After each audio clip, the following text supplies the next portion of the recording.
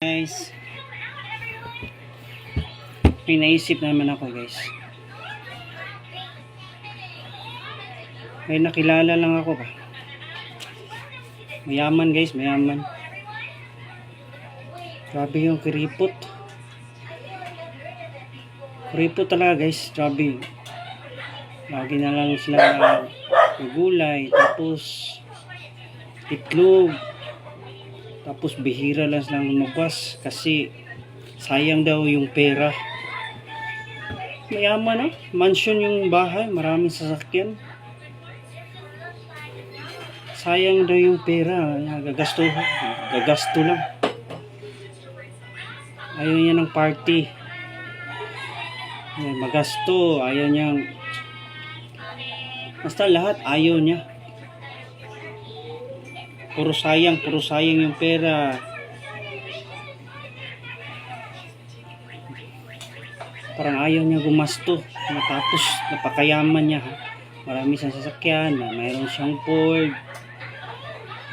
Parang malaki yung bahay niya. Naisip ko lang ba?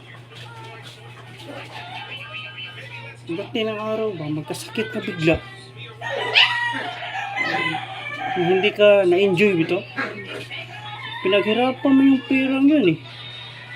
Nagpagod ka, nagtrabaho ka. Nagtrabaho kasi siya guys, siya yung nag-handle sa company. Talagang ayaw niyang gumastos. Magpagod ka ako sa siguro, enjoy ako eh, minsan-minsan punta ako kahit saan. Tapos pagbigay ako sa minsan-minsan mag-feeding siguro. Siya ayaw niyang magpakain, ayaw niyang magasto kahit sa kain.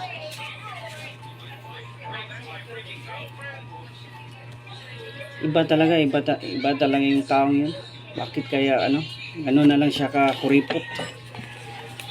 May goal siguro siya kunin niyang lahat ng yaman sa mundo. Ayoko nun. Ayoko ng buhay na ganun. Gusto ko mag-tour, pumunta sa iba't ibang lugar, kahit dito sa Pilipinas man lamang, at makakain masasarap na pagkain dito sa Pinas. Sana tapos basta lakwat siya, gala habang kaya pa sa katawan. Ay kung tumanda na tayo, wala na. Sa bahay ka na lang. Tulad ngayon, wala akong pera. Sa bahay lang parati. Walang pera, walang magasto kasi walang income. Kung may pera lang sana ako, punta ako kahit saan dito sa Pinas. Una akong goal, lahat ng lugar dito sa Pinas puntahan ko. Kung yaman ako, kung bigyan ako ng pagkakataon, sana pangarap natin yan lahat. Dapat ang pera okay lang yung mag-ipon, pero hindi masyadong sagarin yung parang sayang yung buhay natin guys. Taon-taon tumatanda tayo. Tapos mo lang sa trabaho, sa pag-iipon ng sagad, kahit marami ka ng pera. Pagkamatay mo niyan, magpatayan yung mga anak mo. Ang mga anak mo siguro punta ng ibang bansa, airplane, punta kahit saan. Ikaw yung nag-ipon.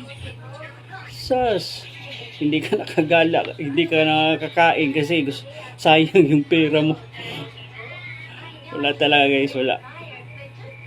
Kaya para sa akin lang yun kung may pera lang ako, kung marami, talagang gagala ako. Pero sapat lang para lang sa mga bata, mga anak. Minsan gumala din yung sayang yung pera. Kung may pera ka naman, bakit sayang? Ginawa nga yung pera para gastusin eh, di ba? Just saying lang guys ha. Thank you guys.